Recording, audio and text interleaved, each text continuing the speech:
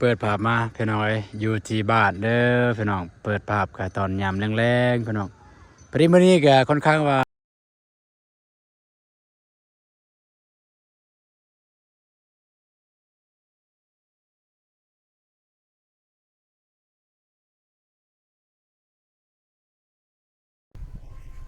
ในเมืองเอากราบทักทายสบายดีไปไสเออเอากราบทักทายสบายดีแล้วก็สวัสดีพ่อแม่พี่น้องหมดสุขคนยินดีต้อนรับ2เอาตูนแนลเส้นเก่าเส้นเคยเด้อพี่น้องเด้อมาอัปเดตเบื้องบ้านพี่น้องตอนยามแรงๆพี่น้องว่าทางทีมงานได้เฮ็ดฮอตไซด์แล้วเนาะพอดีประตูนกับพานมาเห็นทางคลิปของเบาเจ็บเพิ่นมาเยี่ยมมายามประตูนบ่ได้อยู่เฮือนพี่น้องประตูนออกไปพูนไปในเมืองไปซอกเบิ่งประตูพี่น้องไปเบิ่งประตูว่าแบบว่ามีแบบใดแน่แบบมันงามนะพี่น้องเอ้ยแบบใดแน่มันทึกพี่น้องแล้วก็พอดีทางทีมงานสร้างเพิ่นต้องการฟองน้ำประตูนก็ออกไปสืบฟองน้ำแต่จริงก็มาบ้านแต่โดนละพี่น้องเนาะมากินข้าวเที่ยงอยู่นี่แต่บ่ได้ถ่ายบ่ได้ให้พ่อแม่พี่น้องได้เบิ่งสบายดีเด้อป้ายังบ่แล้วเนาะพูนครึ่งนึงแล้วฮะสบายดีตอนค่ำเลยนะสบายดีตอนค่ำเลยได้ไหมจะได้ฟองน้ำบ่เอานี่เด้อฟองน้ำเจ้าของหานไว้เฮ็ดหยังคือลายแท้เพิ่นว่าบ่ตูนตุ๊เลยบ่เอาเพิ่นว่าเอาอีหลีว่ะเพิ่นว่าเขาเอาลายแท้เพิ่นก็ว่าแนวนี้แหละเฮ็ดเฮือนใหม่ๆเด้บ่ฮู้ใส่ฟองน้ำเปลืองเพิ่นว่า จากเขาเปลือกจากเพิ่นบ่ฮู้เนาะ อยากให้เฮือนมันงามก็ยอมมันเลยเว้ยปาดยังอีกครึ่งหนึ่งพี่น้องเอ้ย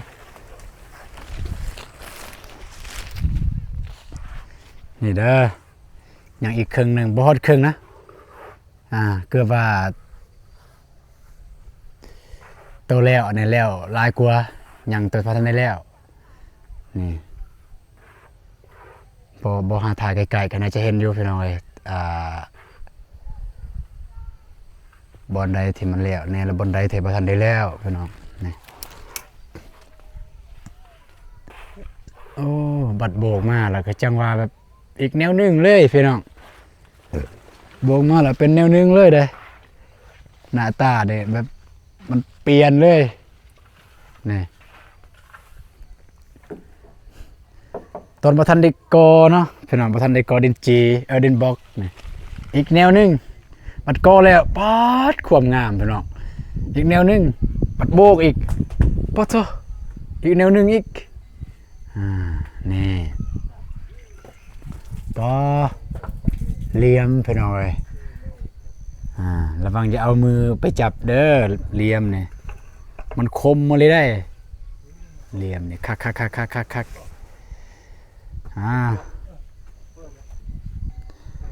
หรือว่าบ่ตูนกำลังเห็นบ่สร้างที่เฮ็ดงามแบบนี้บ่นี่เหลี่ยมถือว่าซื้อจิกเลยพี่น้องเอ้ยไปเบิ่งเพิ่นซื้อเลยความซื้ออย่างอีกเพิ่นจะแปลงหน่อยนึงเนี่ยตัวมันแตกมันออกหน่อยนึงฮะเพิ่นจะแปลงคือว่าทำหาฟองอันนี้บ่มีเด้อฟองอันนี้ฟองจักรแม่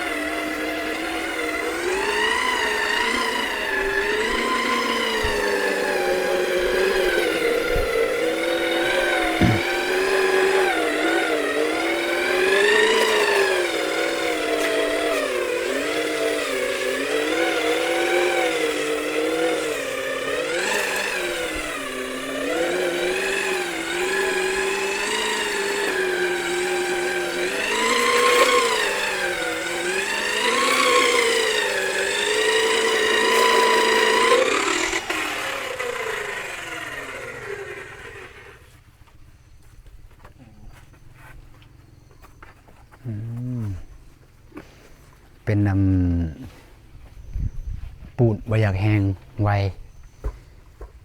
ยังเปียกอยู่ปูนก็ได้พี่น้องเอ้ยแล้วว่าใส่ปูนแล้วว่าใส่ปูนแดงบ่เนาะบ่ทันบ่ปูนแดงบ่เทอละน้อยเลย มันแตกว่ะบ่ตุนก็ใส่ปูนแดงก็ได้เนาะกันใส่ปูนแดงได้เนี่ยโอ้ใส่ปูนแดงดีกว่าปูนพงมันมาห้อยดีแห้งยังอันนี้แต่ว่ายังทันได้แห้งเนาะถ้าแห้งก็นี่ไปหน่อยเบิ่งเปียก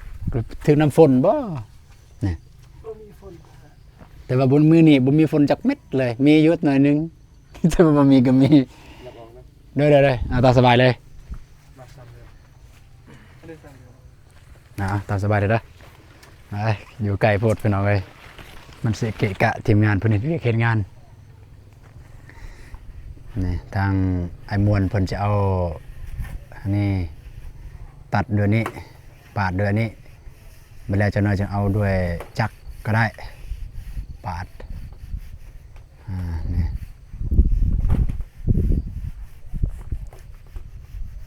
เดี๋ยวจะน้อยเบิ่งสิไปเช็คเบิ่งว่าปูนยังจักสอบพี่น้องพออยู่บ่คิดว่าปูนพออยู่บ่ไอ้มวลหมดแล้วบ่ยังหกสอบเนาะ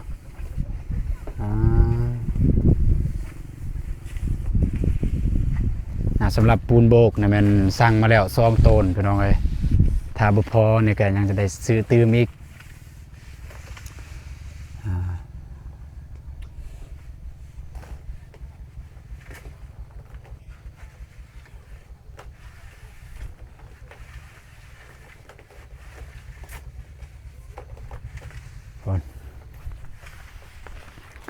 จะได้ซื้อตื้ม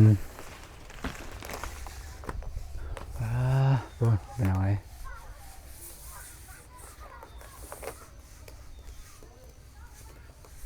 นี่วิธีการปาดเดี๋ยวบอลตูนก็จะถ่ายคักๆเดี๋ยวเมื่อใดมือนึงบอลตูนเฮ็ดห้องน้ำเฮ็ดเองสิได้กลับไปเบิ่งคลิป แบบนี้เด้อวิธีห้องน้ำวิธีของทีมงานสร้างหน่วยสร้างม้วนสร้างใสบางทีว่ามีFCทางเมืองเฟืองเบิ่งกับเบิ่งเด้อลูกหลานทางเมืองเฟืองเพิ่นเฮ็ดเฮือนงามเด้อ ได้เมื่อยามบ้านอยู่บ่นับแต่มาอยู่นี่ ยันว่าบ่ได้เมื่อยามบ้านโอ้บ่ตุนก็ย่านคุมสูงอยู่เด้นี่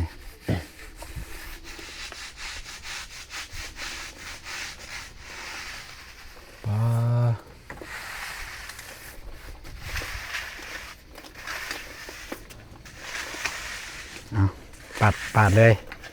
ตามสบายเลยนะโอ้แบบนี้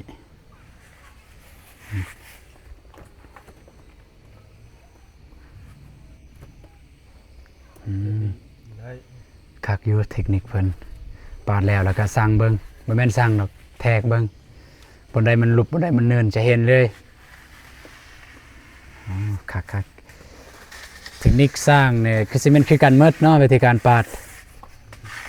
เทคนิคของสร้างไอ้ม่วนเนี่ยเพิ่นว่าเพิ่นเฮ็ดเฮือนก่อเฮือนโบกเฮือนตั้งแต่สมัยเป็นบ่าวตั้งแต่สมัยอยู่บ้านเกิดพุ่นเพิ่นว่าโอ้มันขวัดตอนอยู่บ้านเกิดท่านไอ้ม่วนเนี่ยเฮ็ดน้ำสางบ่เลยว่าไปเฮียนเป็นกรรมกรเขาเป็นกรรมกรกันเลยไปเป็นกรรมกรอยู่ไทยอยู่จังหวัดยังอยู่ไทยตะกี้อยู่เมืองเลย อยู่เมืองเลยเมืองเลยก็มันอยู่หนองบัวลำพูอยู่ขอนแก่นโคราชไปเลยนะเต็มทีเลยไปกับมือทีเลยแต่ว่าค่อยว่าเด้คนลาวบ่ได้ที่ไปเฮ็ดงานอยู่เมืองไทยคุ้มได้บ่คุ้มบ่ได้เนาะคุ้มบอลที่แบบว่าได้คุ้มหูกลับมานั่นแหละ เว้าเรื่องเงินเรื่องคำนี่สำคัญบ่มันก็สำคัญอีกเรื่องหนึงแต่ว่าตัวที่จะอยู่นำเฮาไปตลอดก็คือความรู้คืออย่างไอ้มวลนั่นแหละครับ เฮ็ดงานได้แต่เงินนะ อืม บางคน แม่น บ่อยากใส่ใจบ่ได้ แม่นบางคนเฮ็ดงานนี่เฮ็ดแบบจะได้แต่เงิน แต่เงิน อืม พอมันแล้วมือ แม่น บ่วุ่นวายหยังบ่ได้คิดว่าอยากเป็นอิหยัง และบางคนที่ฉลาดเนี่ยเงินเนี่ยบ่ปานใดคือนายจ้างสำได้ก็เอาเขาแต่แบบรวมกันแล้วก็รู้สึกมันโอเคเอาเลย แต่ว่าที่สำคัญเนี่ยบนผลลัพธ์ก็คือบทเรียนผลลัพธ์พี่น้องเลยคือจังซี่ละคือไอ้ม่วนเนี่ยไปเฮ็ดงานแต่พุ่นก็ได้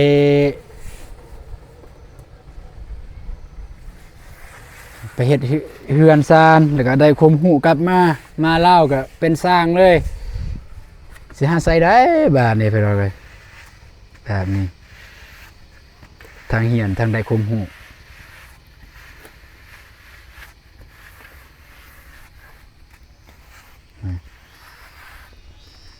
ใจขึ้นอีกบางอย่างใช่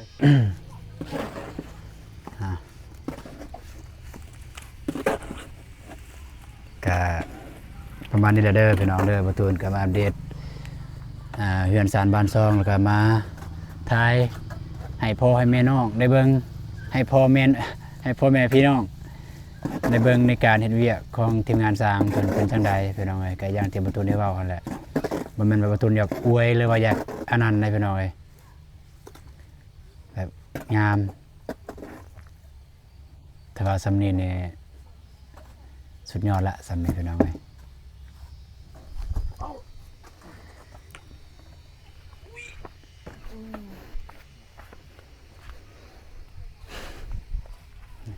แต่ว่ายังปาดอยู่เทิงเนาะพี่น้องเอ้ยเดี๋ยว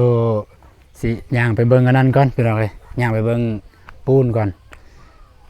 ว่าจักสอบพี่น้องปูนแล้วก็สิถามสร้างจังหน่อยว่า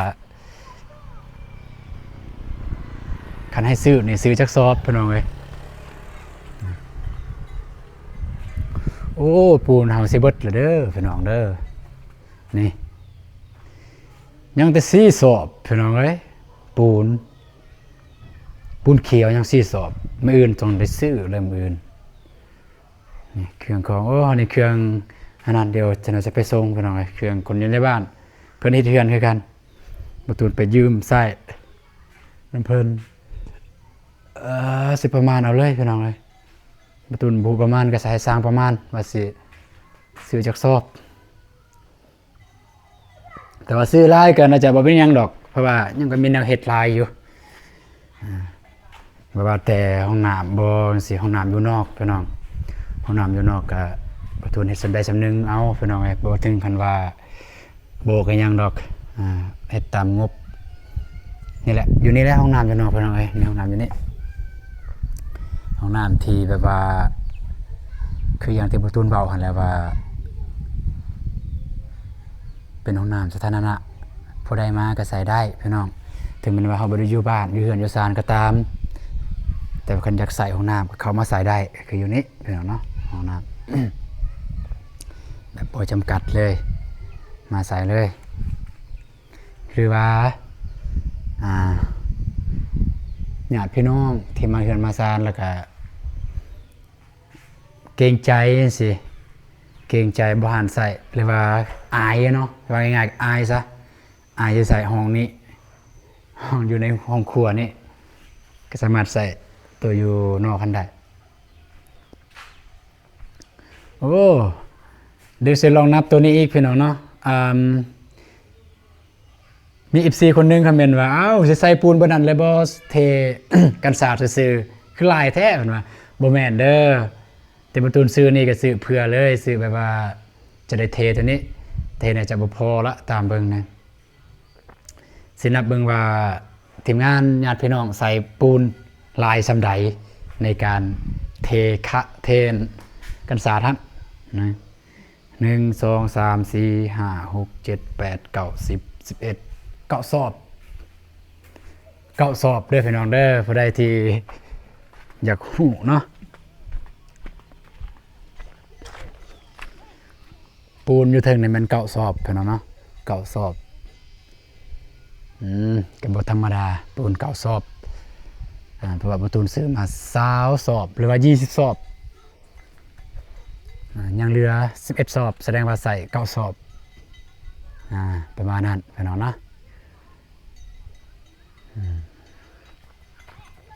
ออกมาทางนี้พี่น้อง ออกมาทางนี้ก็ผู้นี่พอดีตะเวนกำลังพวมตกดินเลยหันพี่น้องพูดตะเวนกำลังตกดิน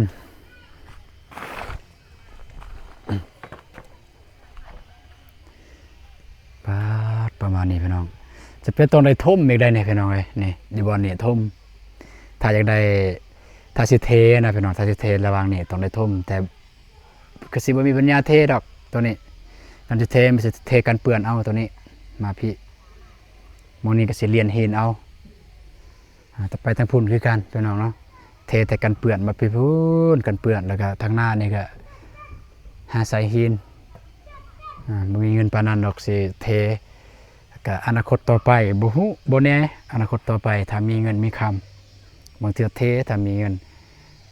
กับกำแพงเลยพี่น้องเอ้ยถ้ากำแพงปุ๊บก็คือแบบมันส่วนโตเลยบ้านนี้เนาะพี่น้องเอ้ยจะบ่ได้ย้านหยังเลยเวลาการใช้ชีวิตเราจะบ่ได้ระแวงอีหยังเลยกันเฮ็ดกำแพงมันคล้ายๆคือแบบเราอยู่ในเรือนหลังใหญ่เลยนะการจอดรถจอดรางบ่จังซี่ก็ค่อนข้างว่าปลอดภัยนี่คักแล้วพี่น้องเอ้ยที่จริงนี่สร้างเนี่ยเพิ่นละเอียดได้พี่น้องเพิ่นงามได้เพิ่นเฮ็ดได้แต่ว่ามันขี้ร้ายนำเฮาเองขี้ร้ายตั้งแต่ต้นหั่น1เนี่ยอาจจะการติดตั้งเสาเฮาบ่ดี2การติดตั้งวงกบเฮาบ่งามจังซี่นะมันเอียง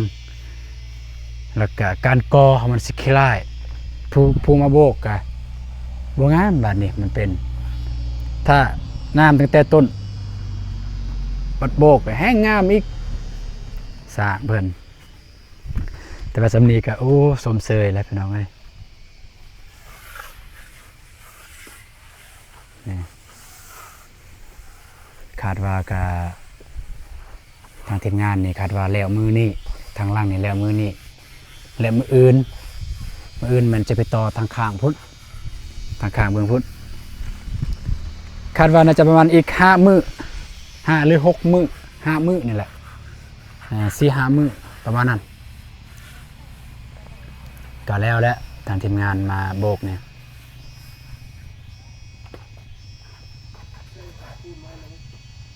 โอ้อยู่นำกันนี่7 มื้อรู้สึกว่ามีความผูกพันนะได้กับสร้างนี่ก็ได้แต่ก็ใครแน่บ้านบ่ได้ไกลคิดฮอดก็ไปเล่นแต่คือจังว่าแล้วทีมงานสร้างนี่ก็บ่ค่อยได้อยู่บ้านเด้ทีมงานนี่ไปเลยอยู่ไสมีเวียกมีงานก็ไปคันสิมีก็แต่บ่สร้างหน่วยเมื่อบ้านคิดฮอดผู้สาวสร้างไสกับสร้างม่วนก็ครอบลูกครอบเมียมาทางนี้คือเอาลูกเมียมาเลยว่าคือเอาลูกเมียมานำเลยเนาะเพิ่นจึงบ่ได้เป็นห่วงไงครับเป็นห่วงเป็นหยังนะคนบ่มีเลย เอายากยังไม่เฮ็ดกินเฮ็ดอยากเลย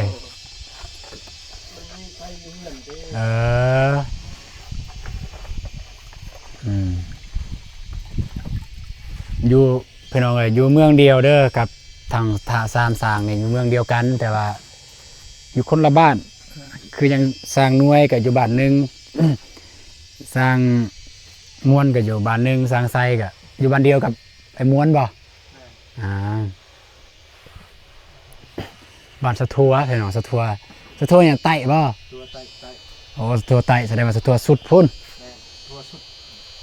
สะทัวสุด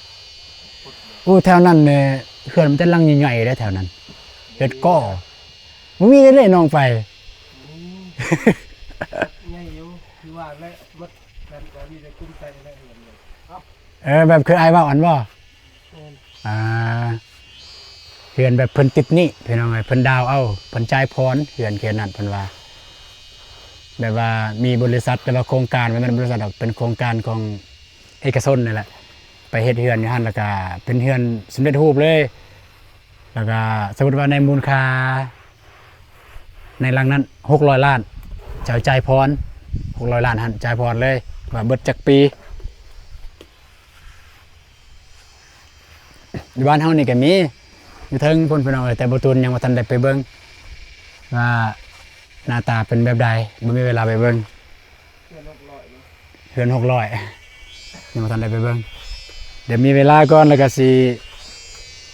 แวะไปเบิ่งก่อนเพื่อเป็นความรู้เพื่อเป็นความรู้บางเทื่อว่าเพิ่นมีแนวทางที่ดีเด้เฮาก็เอามาเป็นความรู้เป็นบทเรียนให้เฮานี่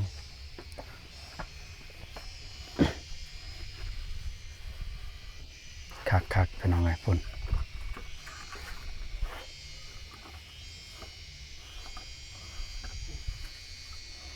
สิลองเบิ่งในกล่องพี่น้องจะเห็นบนไดเนาะผิดพลาดนะ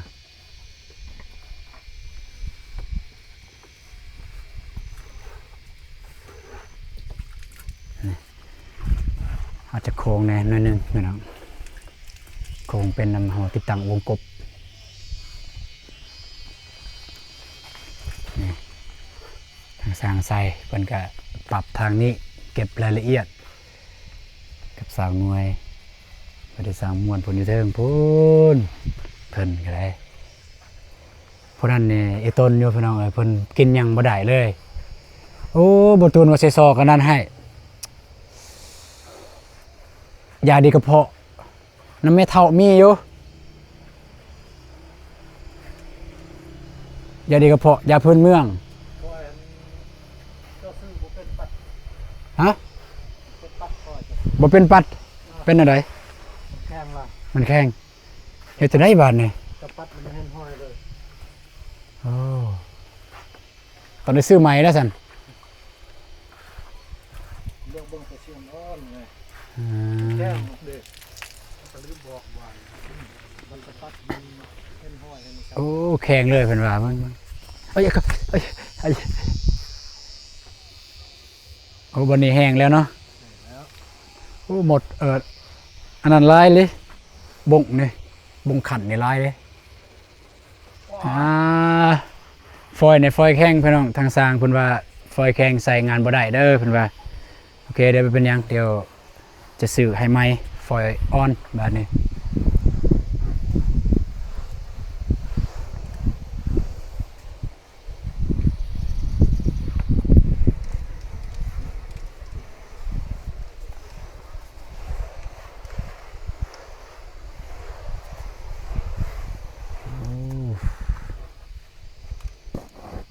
ที่จริงเนี่ยบ่ตูนกันว่าแล้วได้นี่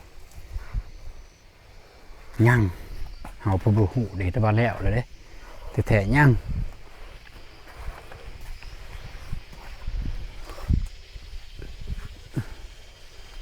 อันเทิงนี่ก็ยัง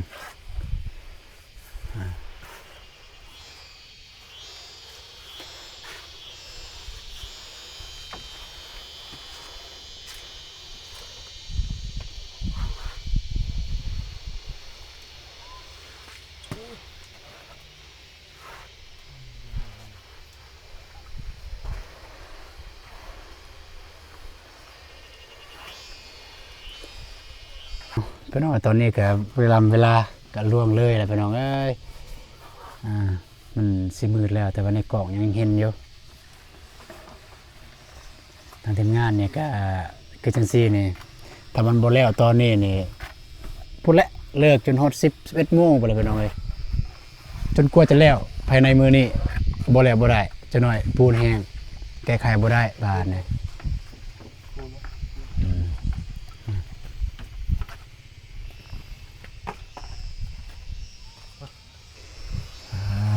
ละเอียดดีพี่น้องเลย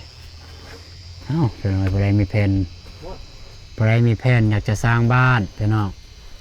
สร้างเป็นลังบ่หรือว่าไปกอไปโบกจังซี่สามารถทีมงานสร้างหน่วยสร้างมวลได้เด้อพี่น้องเด้อ เขตห้วยดำนี่ครับมดพี่น้องเอ้ยว่าห้วยดำทงวาดอนซ่า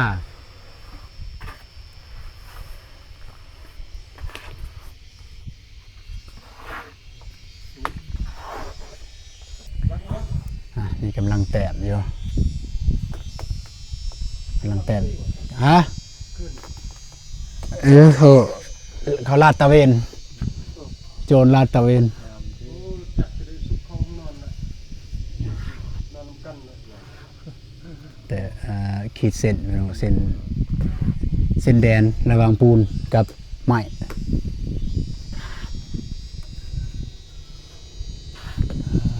ประมาณนี้แหละ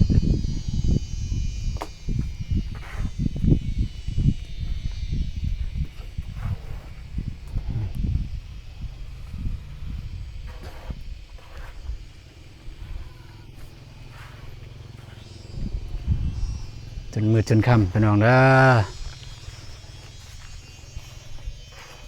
เดี๋ยวย่างไปเบิ่งทางนั้นก่อน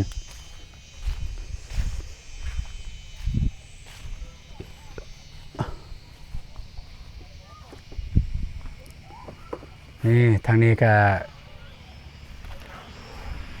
กำลังเติมปูนใส่จุดว่างจุดที่เป็นมันจุดว่างหรอกจุดลูกเข่าบันไดมันลูกเข่าก็เติมปูนใส่นี่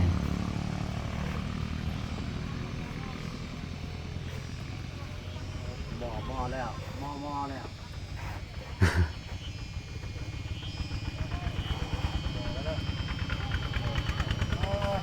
โอ้น้องดองมาอย่างน้อพูดเอาบ้านแค่ผ้ามันเศร้าเหือนกัน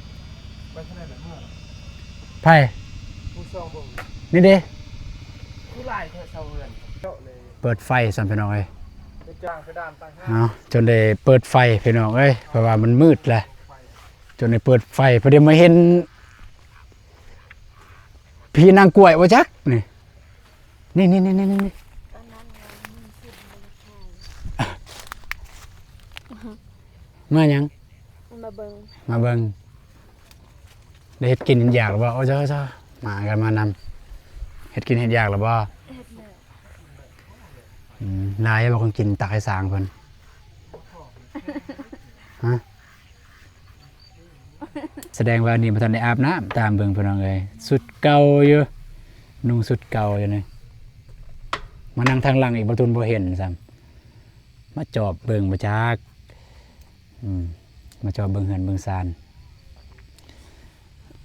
สิแล้วละเด้นี่ก็อีกบ่โดนได้นี่เด้ ข้ามแล้วบ่ ฮะ งานจักมือ บ่ต้องท่ามาจากมือเบิ่งก็ฮู้แหละ ไม่นี่แล้วบ่ บ่แล้วจำเป็นต้องแล้วแล้วเพิ่นเฮ็ดตัวนี้เพราะว่ามันยานแห้งเด้เพราะว่าได้ลงปูนได้ขึ้นปูนแล้วเด้บ่แล้วก็ต้องได้แล้วจะแล้วจักโมงก็ต้องแล้วสมมุติว่าแล้ว11โมง12โมงกลางคืนก็ต้องได้แล้วเพราะว่าเพิ่นขึ้นปูนแล้วเด้ปูนแห้งแล้วเฮ็ดหยังบ่ได้บาดนี้ประมาณให้ประมาณเนี่ยประมาณอีก3 หรือ 4 มื้อสูงซะ4 มื้อต่ำนี่มัน3ประมาณนั้นแหละเพราะว่าเพิ่นก็คอยเฮ็ดคอยไปเด้ก็จังซี่แหละเวลาเฮ็ดหยังบ่ได้ก็ท้าและยืน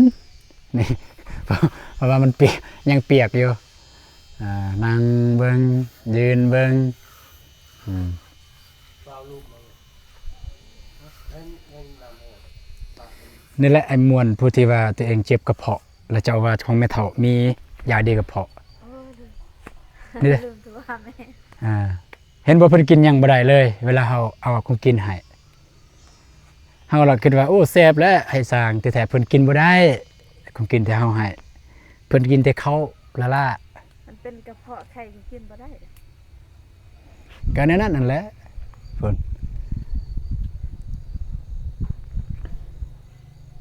ประมาณนี้เด้อพี่น้องเด้อแต่ว่ามาอยู่เบื้องนี้ก็งาม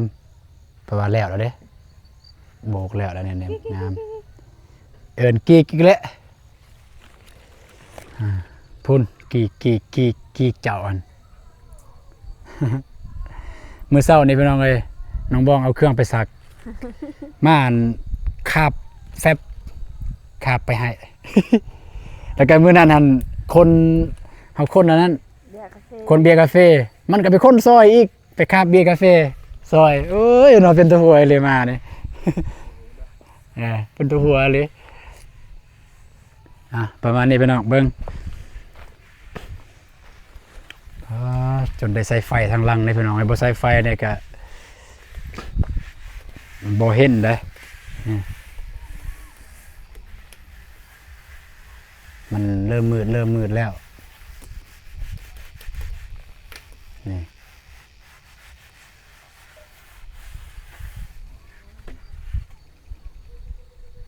เอาประมาณนั้นเด้อพี่น้องเด้อสำหรับคลิปนี้ก็บ่ตูจะได้จบคลิปเพียงเท่านี้ก่อนพี่น้องเอ้ย